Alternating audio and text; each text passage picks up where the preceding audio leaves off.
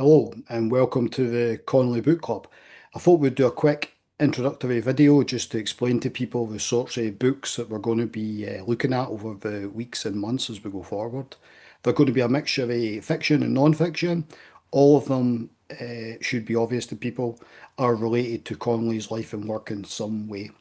In terms of fiction, Exiles, Donald McCamelot, which is a fantastic book about Irish immigrants to Britain in the middle of the 20th century. It's a really great book which touches on a lot of my interests in terms of working class history, Irish diaspora experience. It's excellent. So I'm looking forward to reading that with the book club. Another book of fiction which people will be familiar with, but it'll be good to maybe look at afresh, is Irvine Welsh's Trainspotting.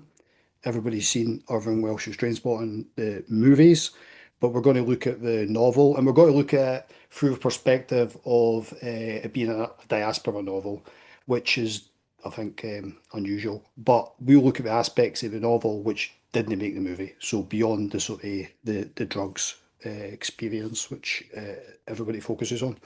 In terms of non-fiction, this is a new book by Mike Hennessy on Canon Hannon, which one of the founders of Hibernian Football Club here in the Cowgate area.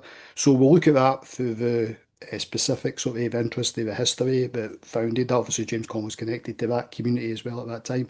But we'll be looking at that in terms of the history in the Cowgate and in Edinburgh at that period and experience of the Irish and experience of other immigrant communities and working class people at that time, as opposed to the football team that identifies itself with gentrified Leaf. We'll leave that for the moment.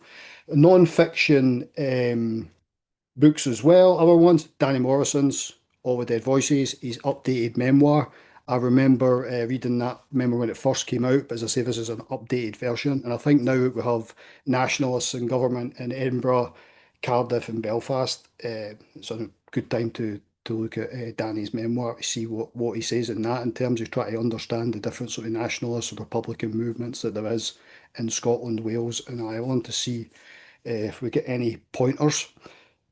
But we're going to start with James Connolly, obviously. Lorcan Collins is James Connolly biography is going to be the first book.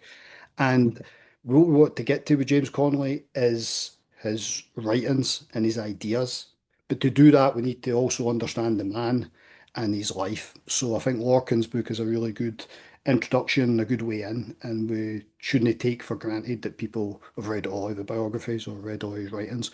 So we'll take it step by step, read the biography first, maybe look at some of the other biographies as well, look at some of his secondary sources as well about Connolly, and then we can then take his writings as we go, maybe do small chunks as well, rather than try to tackle the bigger works.